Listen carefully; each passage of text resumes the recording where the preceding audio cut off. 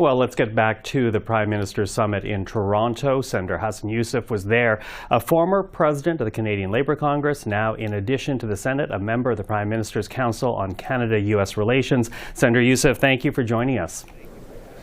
Thank you so much for having me. Listen, I need to start with that comment we heard from the Prime Minister. And I know it was not meant to be shared widely, but we did get his assessment of Donald Trump, that this idea that Trump is very much sincere in his desire to annex Canada. I know you have U.S. contacts. What do you make of that assessment? Does that surprise you in any way? Well, I think what surprised me is the President does not understand our resolve as Canadians. We believe in our country. We are, of course, dedicated to ensure it remains sovereign and free from foreign influence and foreign interference. And I think what the President has said is giving Canadians, regardless of where they come from across this country, reason to wake up and say, not on our watch and not ever this is going to happen, where we'll become part of the United States. Now, one of the responses, of course, to all of this is this coming together of Canadian leaders, revisiting, refocusing on tearing down interprovincial trade barriers.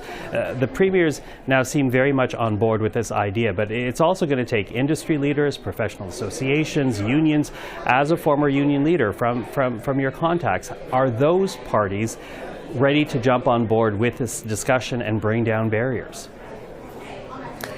I think for the first time in history in my lifetime, what I'm seeing and hearing from those who are here, but also people I'm talking to, there is a national consensus that I think is developed as a result of the threat from the United States, that once and for all, let's break down these interprovincial trade barriers. Let's have freer trade within our country, but at the same time recognizing the strength of this country.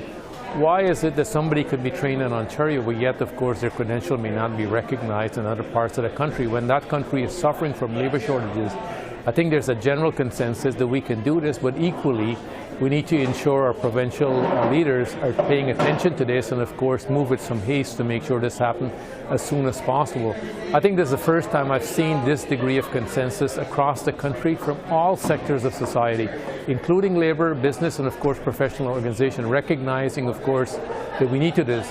It is equal to recognize, maybe we wouldn't get it all done within 30 days, but I think there's a substantive momentum that's building that we need to exploit and take advantage of. So not 30 days, but do you think in 6 months, in a year? Because if these tariffs come down, the impact will be immediate. Well, I hope it's less than 6 months. I think there's a consensus now. If we see that consensus, we can achieve much. Of course, our premiers are saying all the right thing. I hope many of the folks that were here today go back and, of course, tell their premiers in a very direct way.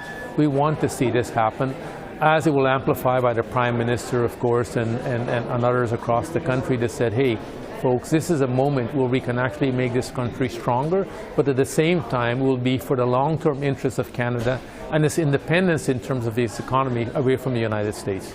Now, I was reading a comment you made earlier, that this idea that not all Canadians appreciate just how profound an impact these tariffs will be if they happen. So I'm wondering, in this moment, as this message is being sent out for Canadians to come together, for industry to come together, and leaders to come together, what is your message to Canadians about how profound an impact these tariffs will be and what Canadians need to do in response?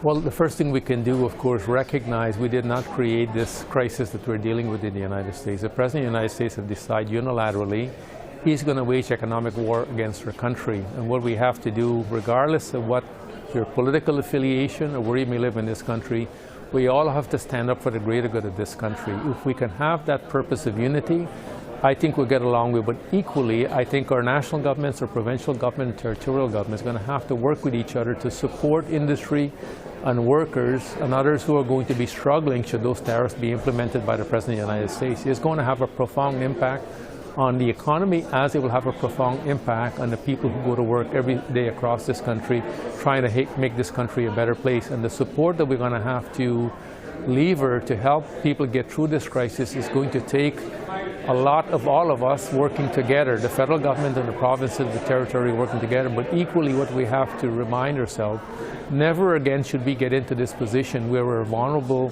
to one country's desire and wishes to try to damage our economy in such a profound way. I think Canadians from across this country have a moment here where they can actually put aside their difference and say, hey, let's break down interprovincial barriers, but at the same time, let's diversify our trade across the world that can, of course, make our country more resilient. We've got the things that the rest of the world want, but at the same time, let's ensure we're not simply going to go back where we're totally dependent on the United States for our economic survival. Senator Yussuff, always appreciate the conversation. Thank you for this. Thanks, my friend, for having me on.